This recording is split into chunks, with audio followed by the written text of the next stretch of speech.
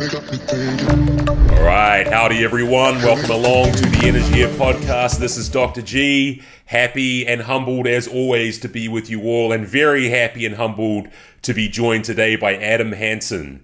Adam is a principal and VP of behavioural innovation, as well as a creative process designer and facilitator at Ideas to Go, an innovation consultancy where he has worked for over 2 decades in the areas of innovating training, idea generation, concept development, and marketing promotions. Ideas to Go has provided conceptual and consumer development for numerous Fortune 500 companies, including 1/3 of the Fortune 100. Prior to Ideas to Go, Adam worked as innovation director at Mars, and he is also the co-author of the book Outsmart Your Instincts: How the Behavioral Innovation Approach Drives Your Company Forward. Adam, thanks so much for joining me today, and this everyday colloquial greeting, if you'll excuse the incoming dad joke, seems very apropos for you, my good man. What's new? Gareth, such a delight to join you. When we met years ago, we hit it off, I think, very quickly. I think we detected a kindred spirit in each other. I'm just delighted to have this time with you. I think the things that are of interest to both of us are things that matter. And of course, you always have to be careful for, all kinds of maladaptive self-justification. But I think there's so much we can be doing as humans. It strikes me that, we're that strand of DNA that gets to do certain things that other animals can't, other life forms can't. And so whenever we fail to take advantage of those capabilities, it seems like it's kind of like we're kind of missing the plot line. And so like one example, we know that, we talk about it's in kind of our idea of behavioral innovation and the name of our book, Outsmart Your Instincts. All animals have instincts. We also can go beyond that and actually can use abstraction and higher order thinking. We have this great prefrontal cortex. We're not just held to the amygdala. We're not just held to reaction. We too often get stuck in that because it's easy to go there. It's kind of the default mode. But boy, if we could just take a few minutes every now and again just to kind of go, okay, I see what I was about to do. Let me just think about this for all of 90 seconds and see if I can kind of come up with something that might be a little bit better. So that's kind of my whole thing is trying to help everyone understand that innovation is not just the province of certain blessed people. I'm this kind of this lower middle class punk kid from Idaho who kind of stumbled into a lot of this, and there's a lot of luck involved in being at the right place in the right time and everything. But I came to understand that real innovation really is our birthright overall. And I think I was talking with our mutual friend David Sloan Wilson, a while back, and saying, David, when Linnaeus, did all the classification of the different species, and considering that time, the fact that we ended up being Homo sapiens should be no surprise, because knowledge and wisdom and everything was kind of so preeminent there. I think that's one way of, it seemed to have served us well, seems to describe us reasonably well, but I think actually a better name for us, if we could ever reclassify ourselves, would be Homo socialis faber. So we're the social creative hominid. And I think that actually does a better job of capturing our essence and kind of pointing us in the right direction. And I think most of our biggest accomplishments have been because of those two facets, our social nature and our creative nature. And so I just gave you a whole lot, just kind of right out of the gate.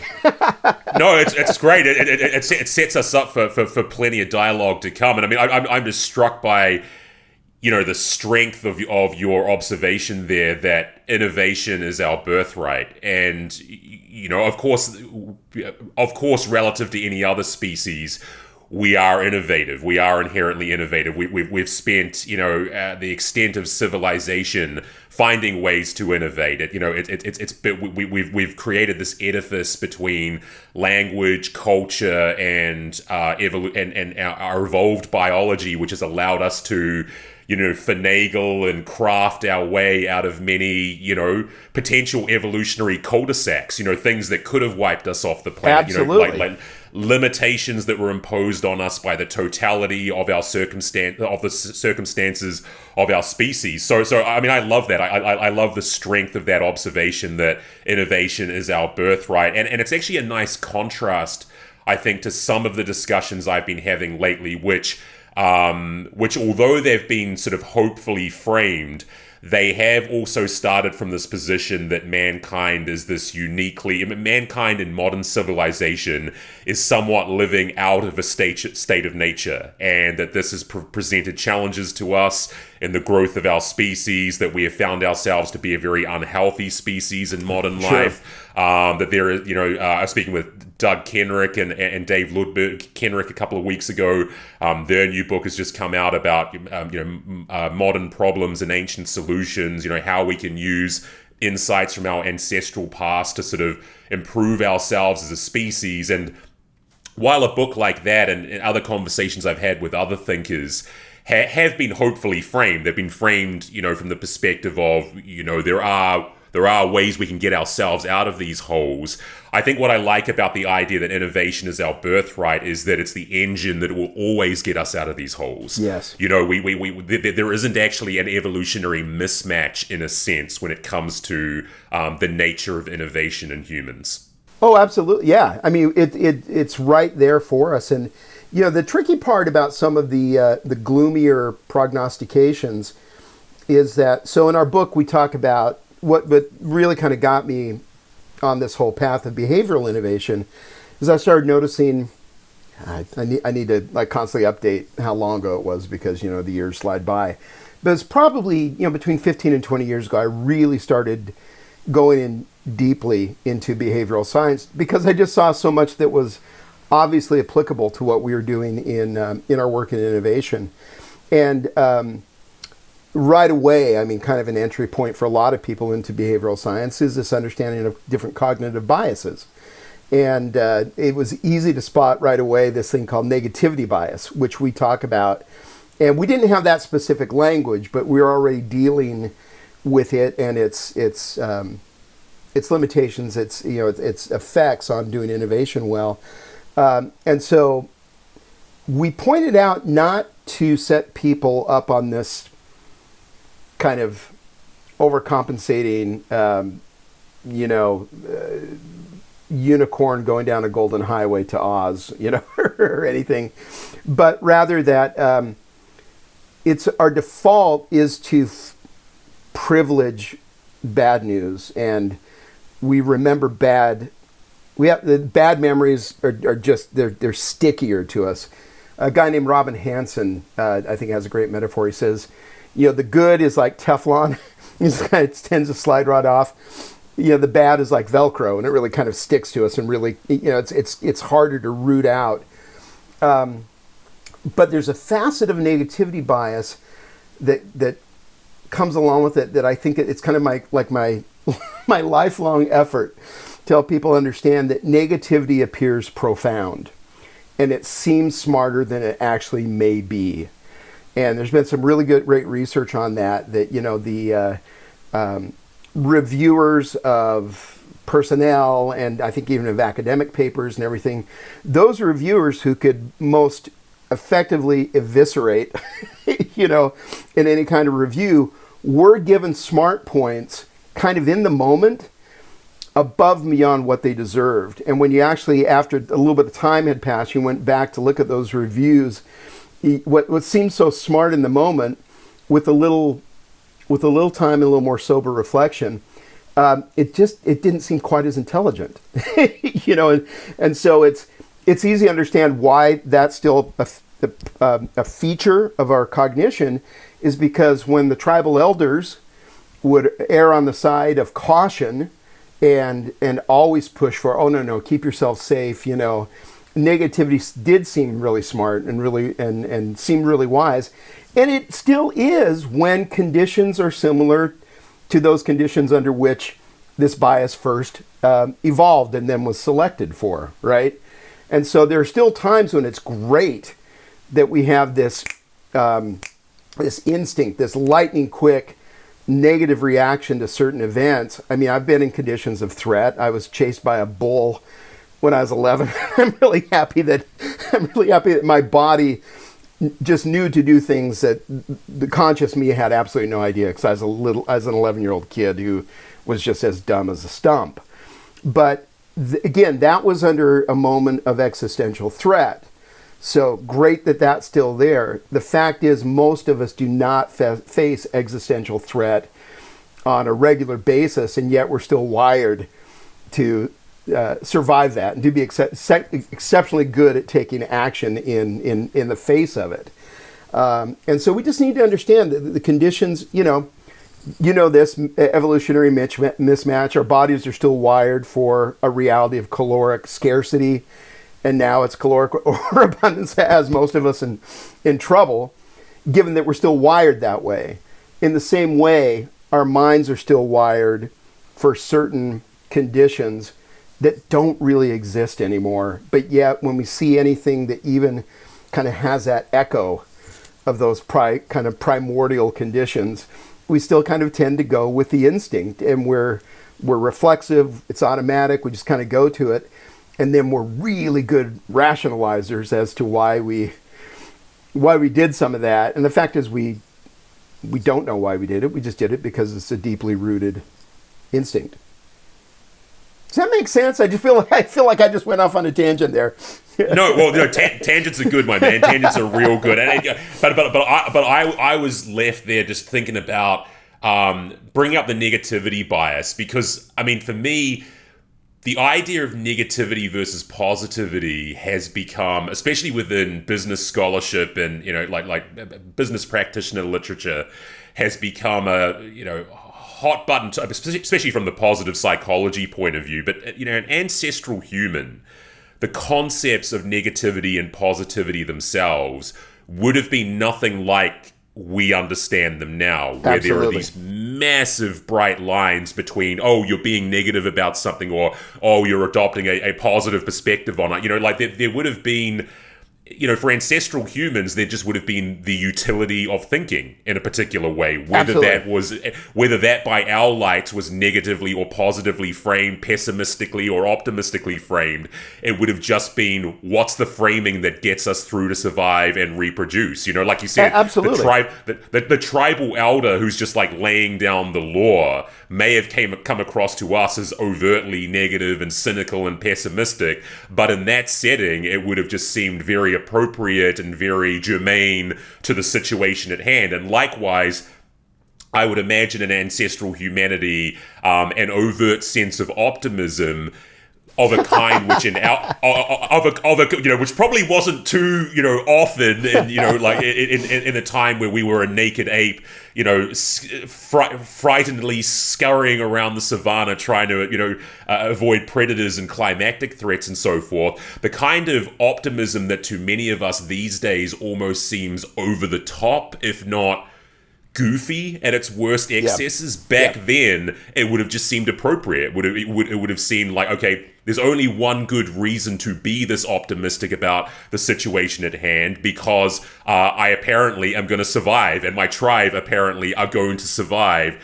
and thrive on that basis. So I just think it's interesting, the idea that what we now call negative and positive thinking, I don't think there would have been that bright line dichotomy in ancestral humanity. It would have just been what works. What's the emotional valence that works in a utilitarian way in some particular situation.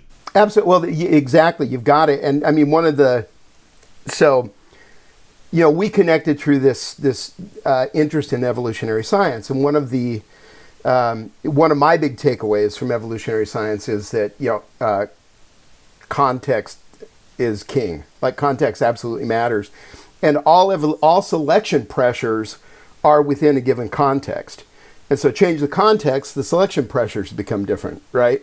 And so, me, like what I'm really good at, even 150 years ago, I would have been Weird Adam living out on the outskirts of town. Everyone thought, oh, he's a nice enough guy and everything, but he's kind of weird, and like we're not really sure what he's doing. And like I'm just happen to be lucky now that what I'm really good at and what I really love doing just happen to have value, much more value now than 150 years, maybe even 80 years ago. Who knows? But it's so that's what it's all about. And so primordial man, extremely different context. And so kind of going, using kind of like Maslow's hierarchy as maybe a starting point, when you don't hardly ever rise above the base of Maslow's hierarchy, then surviving every day is the big win. And so like primordial man, I mean, any freaks who got up into the kind of the middle of the hierarchy probably were seen as freaks and kind of like weirdos and kind of like, what are they doing? Like, what's that all about? Okay, whatever, let them be.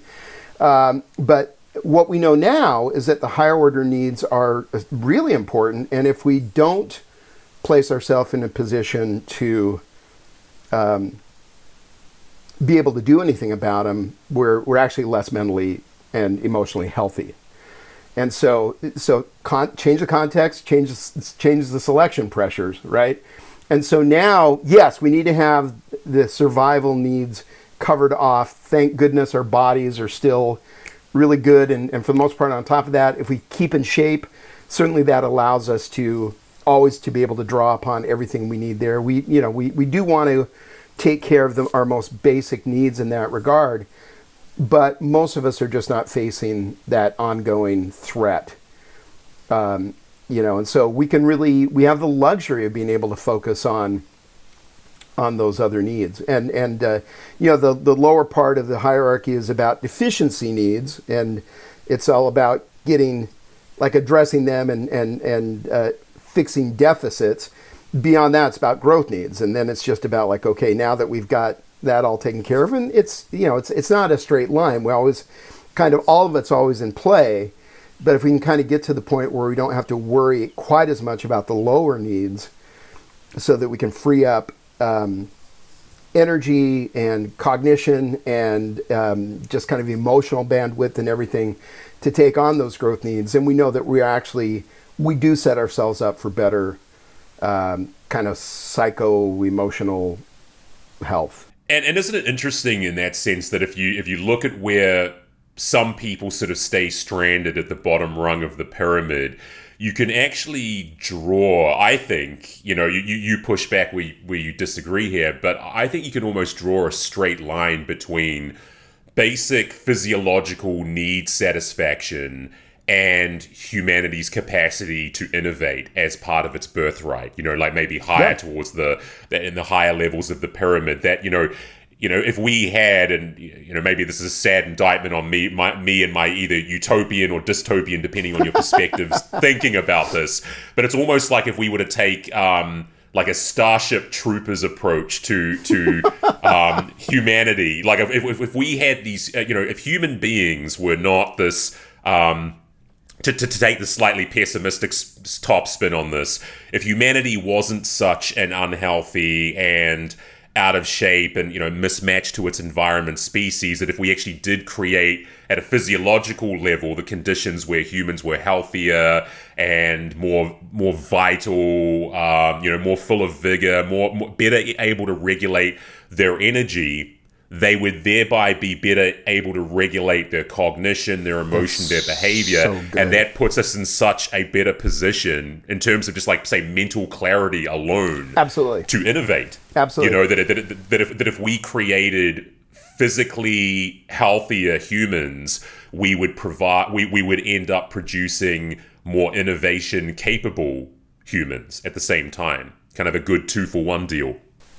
It makes the point that, we can't, just because in some ways we've superseded some of those lower level concerns, it doesn't mean we can ignore them. So I still need to keep my body in good shape In fact, if I want to in order to do some of the higher order stuff, I've got to get good at neurotransmitter management, right? I know that I think better. I know that I'm more creative if I'm in shape.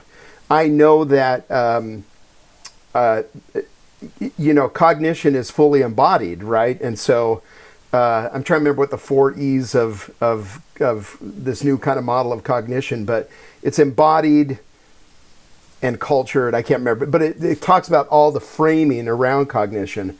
And certainly embodied is part of it. Like the better the vessel is, the better operating the vessel is, that kind of sets up all this wonderful cognition and creativity, then we're just going to be able to accomplish more. We're going to be able to take in more, do more, create more. This wonderful creativity is mostly just really kind of cool combinatorial work. And so we can do that work better if we are taking care of our physicality. And so I think for I've never I kind of joke that I was never really much of a vain man because it seemed kind of pointless to me. But finally, the vanity that came to me was when I read some of the research. Dr. Ratey, I remember. Ratey. He had this. He has a great book called Spark that talks about, like, if you want to stay vital cognitively into your later years, you'd better be in damn good shape. And so for me, if any vanity came in, it was much more about my being able to create and being able to think. I probably have overinvested in seeing myself that way, but it kicked my ass in gear, and so I'm much more, I think I have, my exercise is much more regular now than it would have been 20, 25 years ago. In some ways, I'm in better shape on the doorstep of 60 than I was on the doorstep of 40. And so I think I'm only going to continue that. And I really, there's still enough that I want to get done, Gareth, that I kind of look at it and I think, I probably need at least 25 years, to put a dent in some of the stuff that I want to. And I would love to be in a position where I'm still making some kind of contribution the month that I die. In order to do that, I need to be in good shape. And so these aren't either or, it all works together. It's all connected.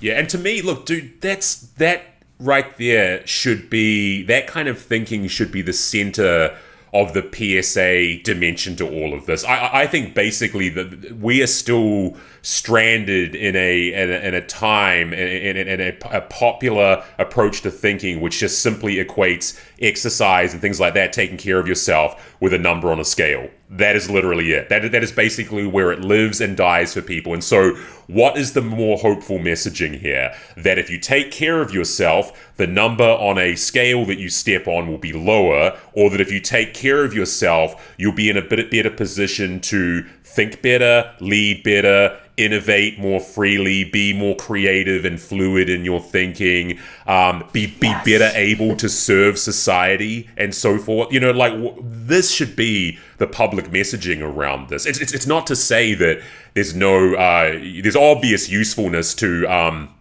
cautioning the public against obesity and hypertension and type 2 diabetes and Alzheimer's and all these things that come along for the ride when you don't take care of yourself. That negatively slanted approach has to be adopted as well, from a clinical medical point of view. But from the point of view of wider society, the messaging should be around, this is central to your ability to think and be a better person in the world. Think better and be a better person in the world, I should say. That's absolutely right.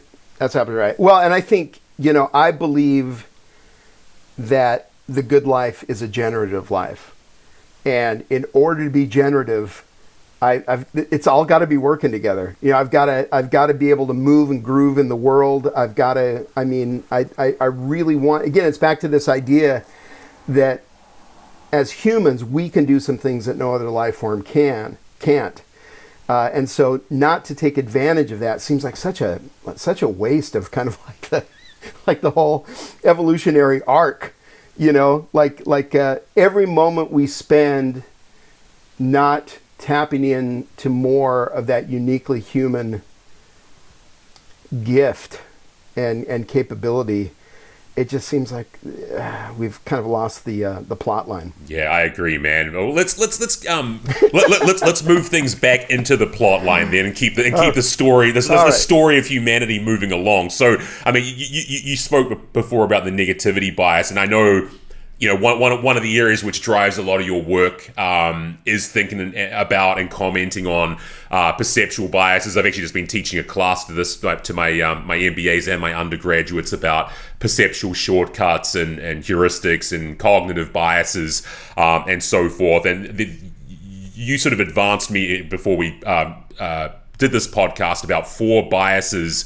in particular, which have been serious grist for thought for you. And so I thought we might go through a few of these cognitive biases in turn, and then you can... Yeah, absolutely. You can dice and dissect as you wish. So the first one is the salience bias, the idea that very basically, overgeneralizing here, our attention and decision-making faculties are captured by things that are noteworthy or which stand out or of, at least ostensibly immediately relevant concern for us. So to the neglect of or disattention to things that do not have that same shiny light effect on us. So what's your take on this bias and how it's been conventionally thought about, and maybe some of the implications for it in your own work? Well, thank you. And what's true about all the biases that we comment on is that, look, they're there for a reason. They helped us survive and even in the right conditions thrive as a species. But now that we are where we are, we just need to be discerning enough to go, okay, is that as helpful in this moment? It's coming to me. All the biases are from kind of system 2 thinking. They're emotional. They're automatic. They are instinctive. And again, they are helpful when we're in the kinds of conditions under which they originally emerged and then were selected for. But we're just not in those conditions all that often. And so we need to be a little... What feels so right in the moment probably isn't. It just may not be.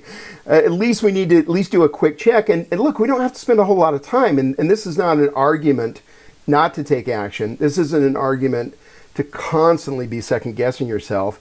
It's an argument to be humble about some of this stuff. It's an argument to be curious, probably more than anything, and just go, oh, isn't that interesting? Look what this reaction that my body is giving me, that is kind of offering up to me. It's there for a reason, but is that reason as important as I think it might be? And salience bias in particular, I mean, look, I say this, so some news that I have for you, and I don't need to go too far into this, but since we last spoke, I've realized I finally kind of went and sought it out, and I actually got, I've always known that I've been somewhat neurodiverse, but I mean, to almost anyone who knows me, to no one's surprise, yes, ADHD is part of my reality. But then also, it seems that I'm also on the autistic spectrum. And so having both of those has been, understanding that has been super helpful. I'm so happy, to be able to connect some of those dots. I'm tying it back to salience bias, kind of the ADHD is, oh, squirrel, it's the bright, flashy thing. And salience over dominating, and salience having more of an effect on you than is adaptive, really, kind of in many situations. Just because it's salience does not mean importance necessarily. Salience in the right conditions, the fact that our attention can be, the reticular formation can be, activated so well by certain things, that might be helpful. But my argument is probably more often than not, it isn't important. You just kind of have to know to go, oh, My body just did that. My body just kind of drew my attention there. That's not me. That's a deep instinct. And so it's just kind of being aware of when is a hypersensitivity to salience helpful and when is it harmful? When is it limiting? When is it actually, because time is finite and we're still finite beings, when is it getting in the way of something better that's kind of really more aligned with what you're here to do?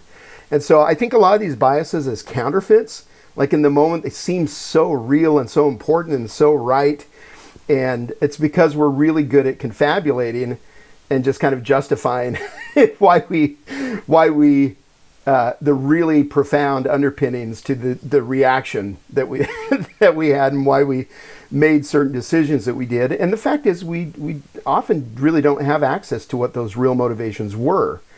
And so confabulation isn't lying, it's just it's a rational reconstruction of what was largely some kind of emotional event. And so salience, hey, yeah. I haven't been thinking about that for a while. I realized you should go do that now, And then you've just lost time on something that was probably far more central to what would help you thrive. So that's salience bias. Contrast bias is, again, it's so easy to understand why all these things are a thing and why, again, they can still be helpful under the right conditions. Contrast bias is just that simply by comparing, we can impute importance, in a way that it may or may not be actually valid, And so what we often do with contrast bias is we only make the comparison in one direction. So if we're thinking about something and then what we contrast that with is something that is in one way or another seen as being better than the thing that we're working on, then all of a sudden the thing we're working on seems even worse than we may have thought about before. Or in the other direction, if the one thing we compare it to is in any way lesser, then we go, oh, okay, look at me, I was smart for focusing on this. It's just, it's the failure to go, well, if your first comparison in any way, in any kind of value continuum is greater than what you're looking on, great, do that check, but then also contrast it with something that's lesser and just see if you can kind of get a better sense for really what you're talking about there and not just do this kind of univariate modeling, because the world is not univariate, and it's, and again, just even what I would encourage everyone to understand is any of these, I want to use my language well, any of these, they're not cures, but any of these kind of remedies maybe don't have to take a whole lot of time. It's just simply going, okay, I just did that instinctively. What if I come now and just do something else to put what I'm focusing on in a little better context? And that second step, that more conscious step, that one that requires a little more effort and comes more from system one in our thinking, that might only take a minute. Rarely does it need to take more than 3 minutes. And certainly the more you do it, the better you get at it and you become more efficient at it. And so it's being aware of these counterfeits and then taking some fast action to kind of place what you're focusing on in better, richer context and not have it so skewed by those instinctive impulses. Does that make any kind of sense? It makes a lot of sense. And actually, the point you made about this not being univariate, I mean, not only is it not univariate, there's a huge idiosyncratic dimension to all of this as well. I mean, when you look at the experimental psychology literature and you look at where the numbers on all of these biases lie, it's not that 100% of people are susceptible to these biases at all times, right? I mean, you mentioned the contrast bias, and you mentioned your own diagnosis of being on the spectrum and ADHD. I mean, I'm type 2 bipolar, right? So I have kind of the all the depression and anxiety aspects of conventional bipolar, type 1 bipolar, but none of the mania. Yeah. So for me, the contrast bias is no problem, because if I see something negative, I don't see the next thing that's slightly more positive and see it as, positive in an inflated sense. I kind of have a relatively low baseline for negativity anyway. And so I'm personally not, to me, the counterfeit, I don't get swindled by the counterfeit when it comes to the contrast bias. And I mean, for the way that I've related this particular bias to my Man 101 students is that the second biggest asshole in the company seems like the nicest person when you've just got finished dealing with the biggest asshole in the company, right? So that's exactly. Yeah. So for me, that's never Exactly. for me that's never an issue. For me, I'm the kind of person where, okay, I'm dealing with the first biggest asshole in the company, and they seem like an asshole. Then I talk to the second biggest, they still seem like an asshole. But for people who are for people that are susceptible to this bias, that like it can be just that slight flick of a switch, that person, that the second person, wow, they just seem appreciably nicer, and that's going to frame my thinking about them thereafter, yes, even though they're still an asshole and they probably deserve to, get some asshole-worthy treatment, whatever that might be in the workplace or whatever. So, but these counterfeits are, you and I may have some natural advantages or disadvantages when it comes to particular biases, specific instantiations of these biases. But the biases themselves, if we look at them from a higher level up and just think about the biases that are available in totality, there are traps lurking at every turn. Absolutely. When it comes to humanity. Absolutely. I think the greatest disservice to humanity that the sort of Homo economicus model has wrought upon us in our thinking is this idea that ultimately we can get ourselves into a position where we are just going to look at things in this purely rational, analytical way. That as long as we're sufficiently aware of the biases, they'll course correct to the point where we are effectively computers, where we are effectively just looking at the information in front of us from this purely rational analytical lens. And I don't think I have to tell you how misplaced that thinking is, but it still seems to be currency. Maybe many of our economic well, and shocking look, I've been thinking about this stuff for a couple decades now, and so it's even more shocking to me. But then I go, okay, you're an outlier because you're a geek and you've been researching all this stuff and everything, but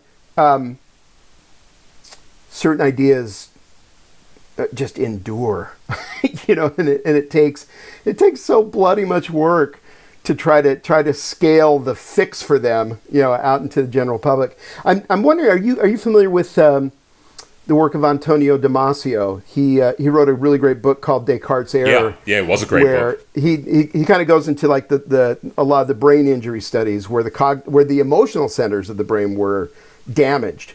And what happened in these cases is that those people didn't become Spock-like super deciders. They actually lost the ability to make decisions. And so there was one case of a guy, once he had that injury and he really didn't have access to his emotions, it would take him forever just to figure out where to go to lunch every day because he had I just feel like going there. I don't need to rationalize it. I'm not going to do a full pro or cons workup on it, And so what the case Damasio makes in that book, and others have done as well, is that thinking and feeling are really one process. Yeah. They cannot be separated. Yeah. They just can't be separated. And so the question isn't about getting distance from our feelings. The question is, it's kind of like, there's the idea from antiquity, make war with a multitude of counselors. The amygdala, the emotional centers of the brain, that's important information, and you're smart to pay attention to it. Now, you don't necessarily need to have it driving the bus. It should be a counselor. It probably shouldn't always be the final arbiter. And so that's where we kind of go. Yeah, that's why it's great to have this this neocortex that we can kind of feed all of that into, and we're smart to make decisions consistently on a whole brain basis and take the counsel of the emotions. Just not, I know myself when I've, many of the poorest decisions I've made is when I've not just taken counsel of my emotions, but I've just turned over the captaincy to them. And then that's usually not good. That's almost like, that's a regular shortcut to regret. Yeah, and look, I think there's sort of the conflation that still goes on between thinking and feeling and whether they are. I mean, I agree that the affect has to be subsumed within cognition. I think this is... we can't... It's such an antiquated approach to like think about thinking and feeling as these two completely different domains of human phenomenology. Because, I mean, just taking your everyday subjective experience into account, you're going to see how much overlap there is when you just study your own mind. I mean, how much feeling bleeds into thinking and vice versa. And yet, I mean, as someone... who works as a professional coach, who teaches at a business school, there is still this kind of idea that they are separate. They're separate areas of our phenomenology that we have to manage separately. And I think this comes out, this manifests in ideas like at the one extreme, the sort of maybe more positive psychology, the more extreme end of the positive psychology movement, where they're like, everything about the workplace is emotional, that emotions are embedded in every single thing of concern or significance we would find in the workplace. And then at the other end, the people that say, no, the best way to do business is to strip the workplace completely of emotionality and affective response, and that it's just unnecessary cognitive baggage that is going to waylay us and interfere with our decisions and amplify the role of subjectivity in our thinking and so forth. So, I mean, where do you see us? Is there a happy medium to arrive at there? Given that we still have this very confused understanding of, like people thinking that, thinking and feeling are kind of operating on parallel tracks. Well, it's human nature to overcorrect, right? The whole pendulum thing. And so this movement toward better understanding of emotion in the workplace, that's really helpful. And then we can just go too far and we start to absolutize. And so for me, the question isn't what's right so much as what's effective. And so I think, man, kind of one of the counterfeits is this over-reliance on being right. And I just kind of go, yeah, to what point? Like, what's to what end? Like, what's that? How is that not just a contracted egoic, bullshit? I think I figured out, and look, you see all the gray, you see the years. It probably took me far too long to get here, but I'm so much more interested in being effective than right, that I see now those battles as being kind of really beside the point. And you're really not serving the needs of the audience for whom you're supposedly, there to serve. And so emotion, cognition, etc. It's just where and when ought you to be more aware of how emotion is at play here in decision making, in interpersonal relationships, etc., in business decision, making the biggest business decisions and everything. To ignore it entirely is clearly stupid and naive.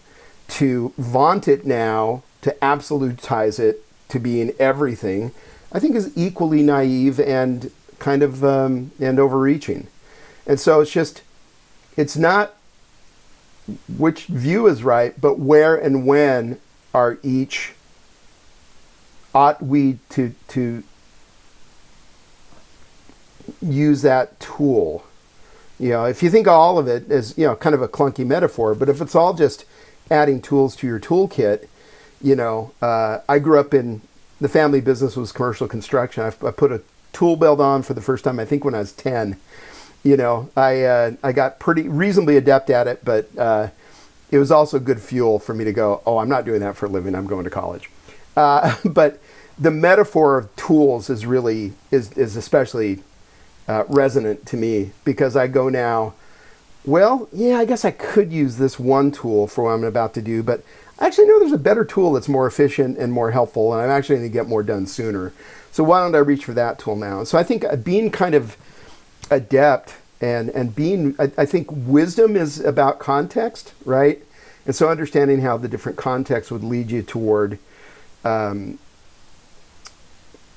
maybe putting the one tool in a spot of more prominence than another one. You may want to pick up the other tool right after. Maybe there's even some kind of sequence or something, but kind of that context awareness, and that, I think that kind of that judiciousness is something to be valued.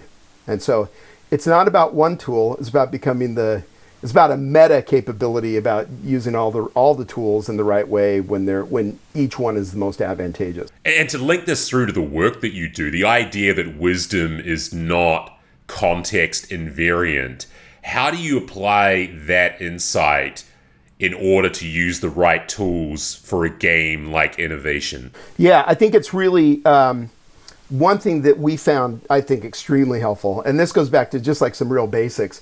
But the journalist questions: who, what, when, where, why, how. Yeah, I can rattle them off because I use them so often. but just realize, again, it doesn't need to take a whole long time. You don't need to do an exhaustive workup on each one of those. Sometimes it's just simply, imagining they're on a checklist and scanning them quickly and saying, oh, hey, we weren't even talking about when, or we weren't even talking about how. Maybe we ought to spend just a little bit of time on that, and again, get that greater context, get that greater applicability, and get that greater, in some ways, another just goofy metaphor for you. I think Gareth, we're probably up to 23 weird metaphors so far. But a metaphor I really like is in nutrition. You talk about the surface area of the food, or the nutrient, and are there ways to increase the surface area of the nutrient? Can you expose it even more so there's greater uptake, so that it's more bioavailable? And so I think everything we can do to increase the surface area of the thing that we're working on, so that we're not just working on a fragment of it. We've at least done the checklist on some of the other pieces of it to round it out more, and think about, for whatever reason, we were totally blowing off the why here. And we know that the why is absolutely important. It can be easy to go straight to the what and maybe the who in the situation.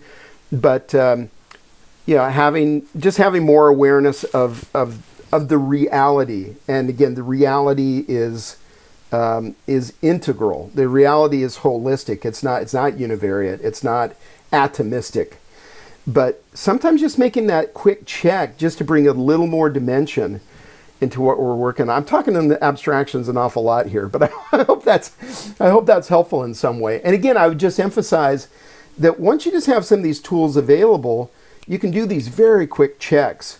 Just not even as a disaster check or insurance or everything, but just to make sure that you're actually honoring and incorporating more of what we convince ourselves is reality.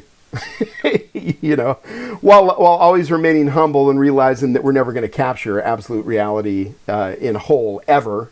But can we get a little bit more of it? Can we get just that little bit more, that extra dimension or two, that actually make this thing that we're creating for a given audience all the more effective, all the more applicable, all the more graspable early on, so that people actually reap the benefit of it sooner, etc. Yeah, look, I mean, this to me taxis us into the idea of like just making the right checks for the right context. This bias that you mentioned to me that I wasn't actually as familiar with as some of the other biases we've discussed, the tangibility bias. And I mean, I'm hesitant to give even a Cliff Notes tee-up version of this, but I know you've got some reflections about this, with respect to the nature of risk in particular. So would you do us the honors and give us a breakdown of your thoughts on the conversation around risk and perhaps also what the tangibility bias is and how this relates to your conception of risk? Absolutely, it's tied directly. It's kind of at the root of this, and I think I've already established that I probably overprivilege the abstract. I spent a lot of time in abstraction, and it's back to this notion. Maybe some of the other animals have some abstraction capability. I know what I've learned about crows just absolutely blows my mind. Their puzzle solving capabilities, like in ways that you kind of go, wow, that's freaky, and like, how soon do they take over? But that is, for the most part, that's a kind of a uniquely human gift. And so I understand why this seems so weird to me, and I'll be the first to acknowledge how much of an outlier I am. We privilege the tangible because it's just so much easier to think about. It is, conceptually and in some cases physically graspable, and so there's a reality to it. There's an actual. I think we know how the kind of the physical reprises the conceptual in our cognition. So some of the studies about warmth of objects and warmth of humans, like it's really kind of the same. Our bodies have built on kind of the same neurology and everything to kind of do those kinds of matches. But because we so privilege the tangible, the entire risk, and I'm being very declarative here, but I'm happy to have the conversation. And in fact, I would invite the conversation because we need to get to this. We talk about risk, and the whole risk conversation is ridiculously lopsided toward the risks of commission. And we kind of, if we even give lip service to the risks of omission, we're probably doing more than most. And yet, when you look at what has truly caused enterprise-wide failure, I would say, at least my starting point is, I think kind of the risks of omission may have been more at play here, may have been more causal for the failure than handling the risks of commission, poorly or something. So and some of this is, it's getting back to emotion, and so you've heard the term research is often me search, right? I interned at Kodak back in the late 80s. I did my MBA internship there, and it just kills me what happened. Kodak didn't fail because they mismanaged the risks of commission. It's because they almost entirely ignored the risks of omission. They didn't fail because of what they did. They failed mostly because of what they didn't do. And this despite the fact that Kodak invented digital photography. Many of us, our first consumer digital camera in the early 90s may have been probably was a Kodak camera. They actually led in consumer digital for about the first 6 years of the consumer digital market. So they knew it was coming. They invented it, and so they knew that they were going to have to say goodbye mostly to the mass market for silver halide photography. But if going back there, Gareth, if anyone listening can still remember back then, you still had to take the medium, the chip or the, whatever, the little SD card or whatever from your digital camera into some place to get it finished on Kodak paper. Because the thought was, well, it's going to digital, but still people are going to want to have actually the physical artifact, right? And so Kodak is just watching this happen. It's kind of like this slow kind of accident, extremely slow accident over years. they were sitting on a war chest of, as I remember it, at least this is the story I keep telling myself. They were sitting on a war chest of really at least 20 billion in reasonably liquid assets that they could have used for investment, and they could have funded at least 10 massive business experiments to figure out where's digital going to go. And there is the hypothesis that we'll still figure out this physical artifact still out on Kodak paper, and that's the way forward. But we know that they did things like for a while, they were looking at buying HP. They could have bought HP just to get the printer business. And if that was kind of a viable way forward, maybe they would have done that. And then who knows? Maybe we'd still be printing out and getting the physical artifact from our digital photography. But the fact is they didn't do it.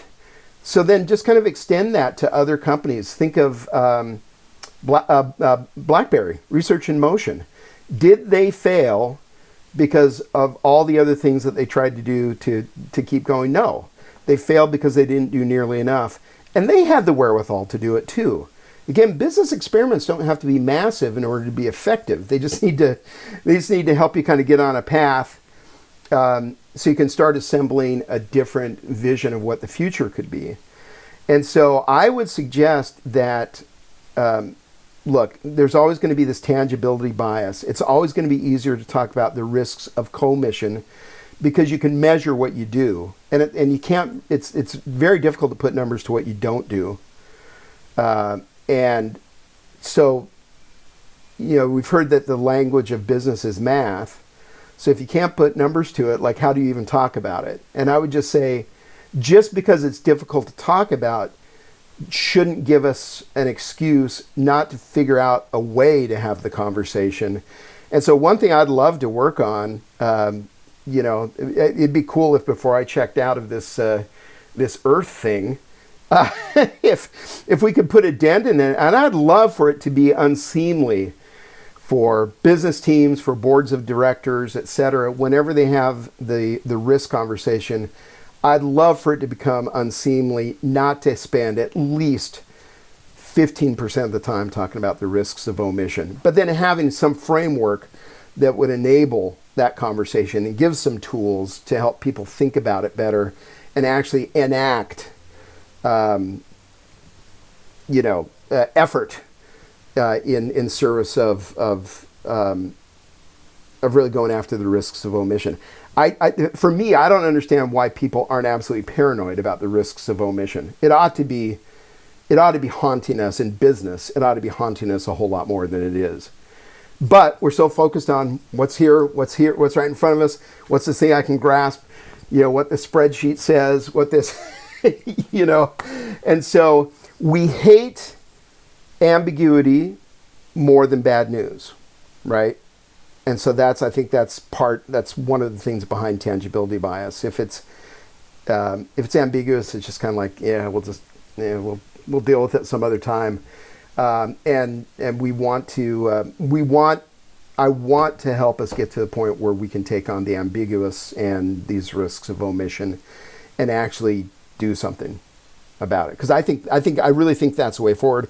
And enterprise-wide failure isn't just an inevitability. It doesn't have to happen. And well, look, man, I think you more than anyone perhaps is better positioned to blaze that trail and set those kinds of trends. So that actually tees us up to a final point I just want to put to you about, or a final question about what's in store for yourself. I mean, apart from revolutionizing the idea of risk with respect to commission and omission, what's in store for yourself and ideas to go? What do you expect are going to be the most stimulating and time-devouring puzzles that you're going to be applying yourself and your professional efforts toward in the future? Well, great. And what this gets me thinking of, Gareth, is, and it's occurred to me that I think even the idea of having a path of questions laid out for oneself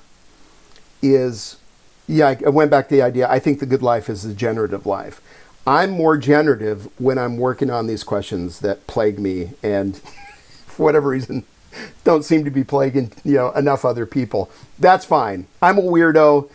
Maybe that's my job, but what struck me about this metaphor of questions is that the questions that are the most important to me now, I couldn't even have formulated them 10 years ago, 20 years ago. Like I didn't know enough to actually even go, oh, is that a thing? And why should I care about that? And so I think the metaphor is this path of questions. And so the answer is, I would love to do what I can to get as many people as possible on their own personal path of questions and having something important to work on. So being generative in the direction of your questions and your curiosity. Because what occurs to me is that we're on this path, and maybe I'm going too much into specifics, but I think the path is kind of upward.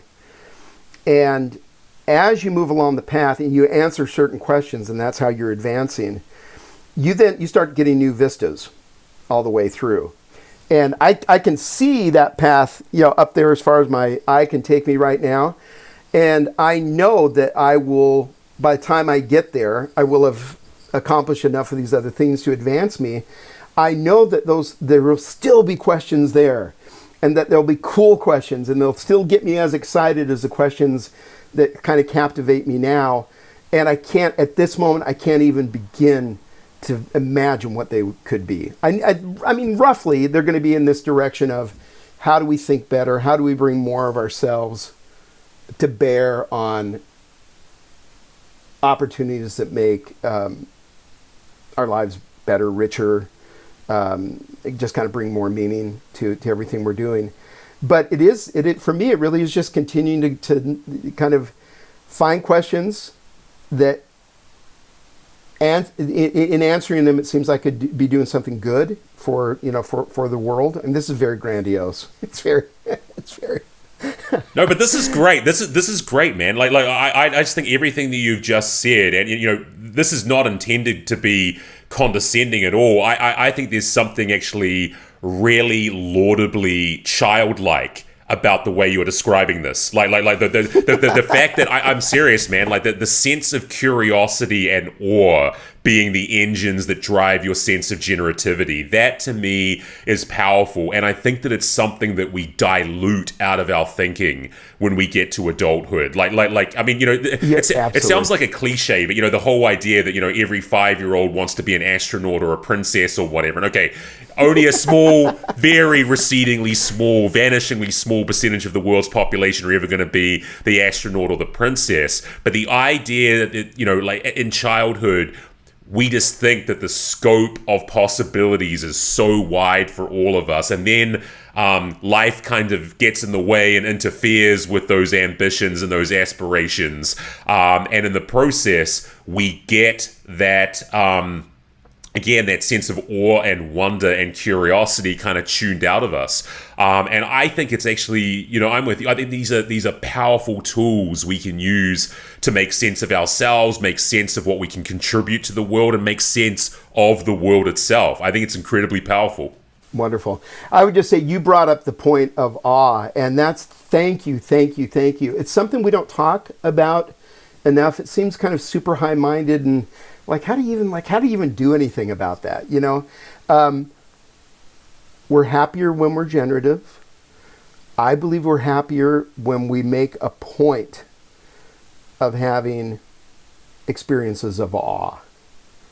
We can do things for that. I think it is about being able to shift perspective. It is about being able to go out there and being kind of grandiose and, maybe having our head so far up our ass that, whatever. But from that, then coming back and saying, okay, now that I've seen that, how am I thinking differently about what I'm doing? And what does it suggest to me for what I could be doing that would be of value? And I just think curiosity, humility, looking for experiences of awe that I think are they're so rich, they are educational in a very important way. They're just so life affirming. And again, it's back to this idea: we're that strand of DNA that gets to do some of this shit. And so when we're not thinking about that or not placing ourselves in a situation often enough to be kind of at the far end of human capability, purpose, meaning, etc., then just like, what the hell are we doing? Like, I mean, there are a lot of distractions. There are a lot of counterfeits, to take that encourage us taking our eye off the ball. But damn it, I think at some point the more we allow ourselves to be distracted, the more we're making weird bets on how long life is and what the whole kind of arc of meaning is for it. And I just think, I know I can kind of come off a little evangelistic on this, but I think this stuff matters. And I just think, I just look at this again as this lower middle class punk kid from Idaho. I'm the only kid in my family to go to college. I'm not saying this now to brag or anything. I'm saying that if I've been able to connect some of these dots, then come on, it's just bloody obvious. Right. Anybody ought to. I would like to help as many people as possible get preoccupied with some of this stuff. Right. Well, man, I think this is such an inspired, individual level and species level call to arms and standing to attention that, we can all really derive some real insight from. So, unfortunately, the time and the tape are upon us, looming quickly upon us, my man. So we're going to have to bring it to a close there. But Adam, right on, Gareth. Adam, thank you so much for doing this, man. I've loved dialoguing with you over the years. I find your take on everything that we've spoken about today absolutely fascinating. I feel like we've got an endless bounty of material we could cover that we weren't able to in our time today. So please let's try and do this again sometime and right on. Keep the conversation flowing. Onward and upward, brother. I always learn so much every time we connect, and I just love everything you do and everything you stand for. This is part of the way forward. Likewise, bro. Well, we're going to have to, someone's going to have to be on the frontiers of the frontier, right? So, man, hopefully I'm linked arm in arm with you right there at the Vanguard. Right on, my man. Gareth, thank you so much, brother. All right, brother. Take care of yourself. You bet. And they got me thinking.